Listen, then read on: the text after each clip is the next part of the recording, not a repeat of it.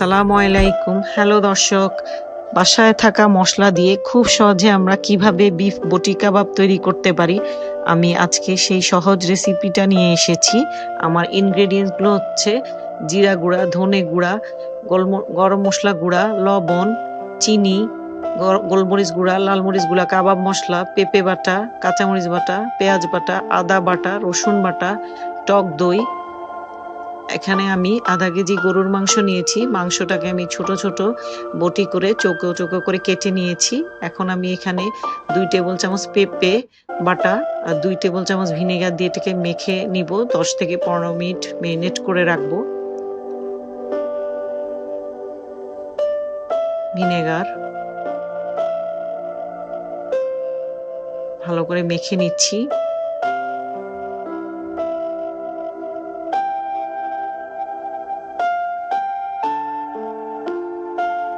ভালো করে মেখে নিতে হবে মাংসের মধ্যে পেঁপেটা।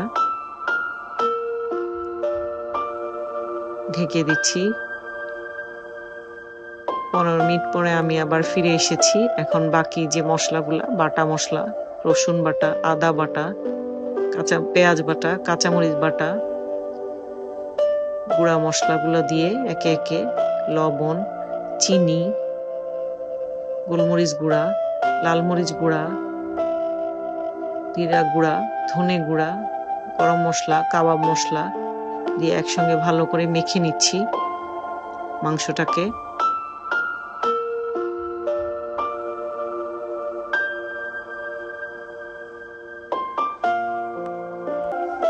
ভালো করে মেখে নিচ্ছি। টক দই ১/২ কাপ।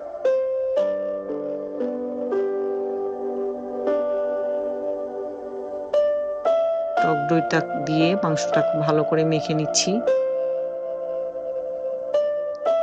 ১ টেবিল চামচ সয়াবিন তেল দিব আমি।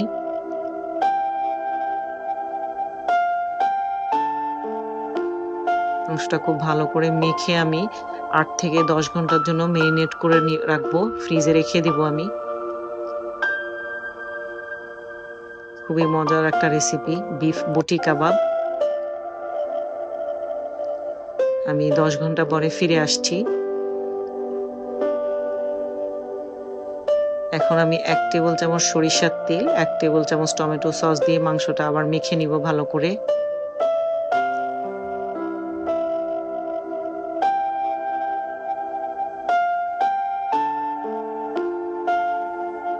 আমি আমার মসলার পরিমাণটা আমার ডেসক্রিপশন বক্সে দিয়ে দেব। মাংসটা খুব ভালো করে মেখে নিচ্ছি। আমি ৫-৬টি কাবাব কাঠি পানিতে ভিজিয়ে রেখেছি ১০ মিনিট। আমি এখন একটা, একটা করে কাঠিতে নিয়ে মাংসগুলো গেঁথে নিব এক পিস করে।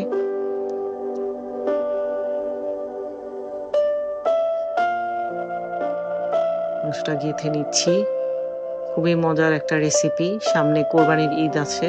আমরা ঈদের সময় কাবাবটা বাসায় বানাতে পারি। খুব সহজ একটা রেসিপি।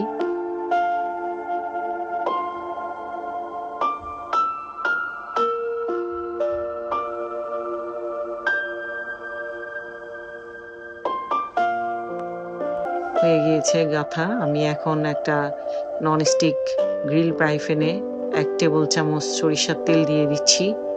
তেলটা আমি ব্রাশ করে নিব।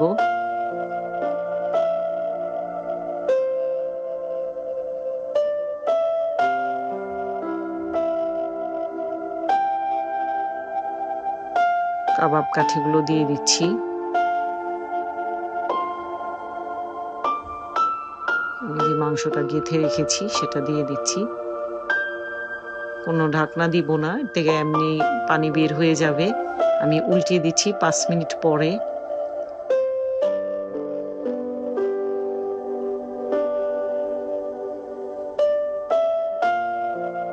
এখন আমি সরিষার তেল ব্রাশ করে দেব উপর দিয়ে। আপনারা চাইলে সয়াবিন তেলও দিতে পারেন। মাংসের ঝাল আর লবণটা আপনারা আপনাদের স্বাদ অনুযায়ী দিবেন।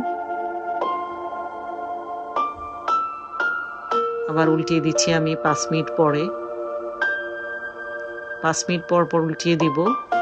১৫ থেকে ২০ মিনিট লাগবে, বেশি সময় লাগবে না। যেহেতু এটা ১০ ঘন্টা মেরিনেট করা ছিল, মাংসটা এমনিতেই মেরিনেটেড হয়ে গিয়েছে। আমি আবার তেল ব্রাশ করে দিচ্ছি। তেলটা ব্রাশ করলে ভিতরটা জুসি থাকবে। মাংসটা আমার যে কাবাবটা শক্ত হয়ে যাবে না। হয়ে গিয়েছে, আমি উঠিয়ে নিচ্ছি।